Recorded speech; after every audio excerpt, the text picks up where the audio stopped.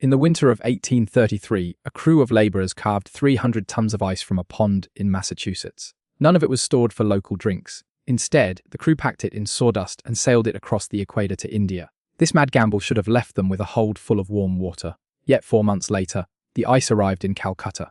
Today, a simple hum in your kitchen makes that entire global shipping empire look absurd. Humanity took the cold of New England ponds and put it in a box. Prior to this invention, we had to figure out how to squeeze heat out of nothing. Before we could build the box, we had to harvest the wilderness. Frederick Tudor was the man who turned frozen lakes into gold. People called him the Ice King. Tudor saw the frozen ponds of Massachusetts as a crop that cost nothing to grow. Workers in the early 1800s used heavy iron plows to score the winter ice. Workers sowed the blocks by hand and horses dragged them out. Then came the challenge of storage.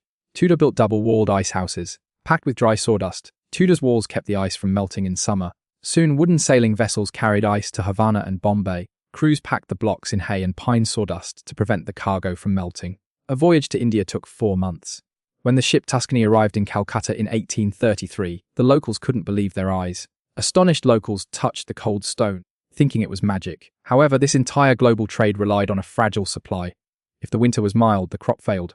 Warm winters caused ice famines, leaving hospitals without cold storage and rotting food on the docks. Around 1850, yellow fever outbreaks swept through the humid southern states. Dr. John Gorrie, a physician in Florida, watched his patients burn with fever.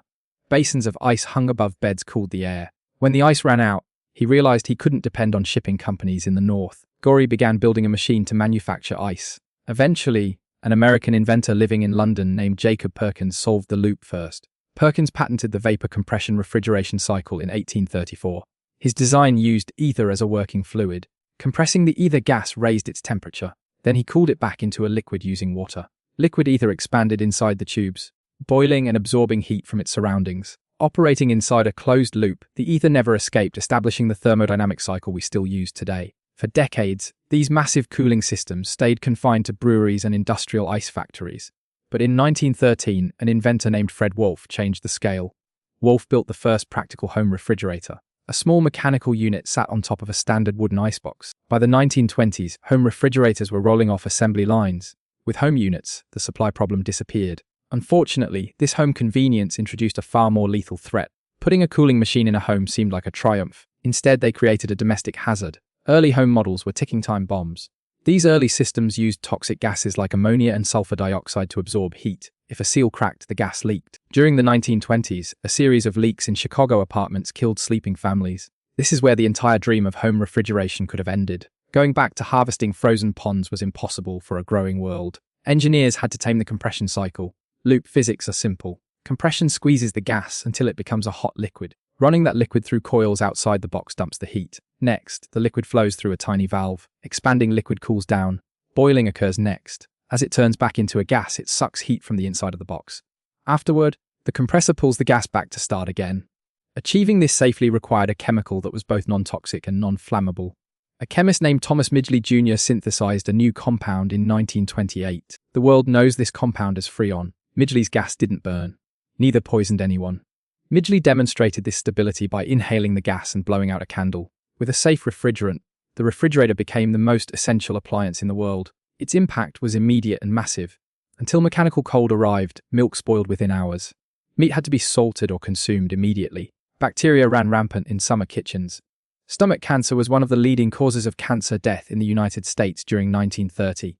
As refrigerators filled kitchens, that death rate fell by over 80%. Such changes went far beyond health. Refrigeration changed where we could live. Cities grew in desert states where food would normally rot in a day. Farmers could ship fresh beef and produce across continents. An entire global food supply chain arose. Such progress had a cost for those who lived by the older ways. Tens of thousands of workers harvested ice in New England during the late 1800s. Before 1950 arrived, this major industry was completely gone. Giant ice houses rotted along New England's shores. Old wooden ships were left to sink. An entire seasonal way of life vanished in a few decades. To build this box, you need 3 fields of science to align. Thermodynamics explains how expansion cools. Chemical engineering synthesizes a fluid that boils at a low temperature without killing the household. Precision mechanical manufacturing builds a compressor that can run for decades without a leak. Building this machine represents an incredible feat of human coordination. Modern technology took a seasonal hazard of winter ponds and turned it into a constant utility. Motors in kitchens replaced a fleet of wooden ships and sawdust walls. The quiet box hums in your kitchen, holding the power of a frozen New England winter. This technology ended a global empire of sawdust and ice ships. Which invisible technology in your daily life do you think hides the most brutal history of human effort?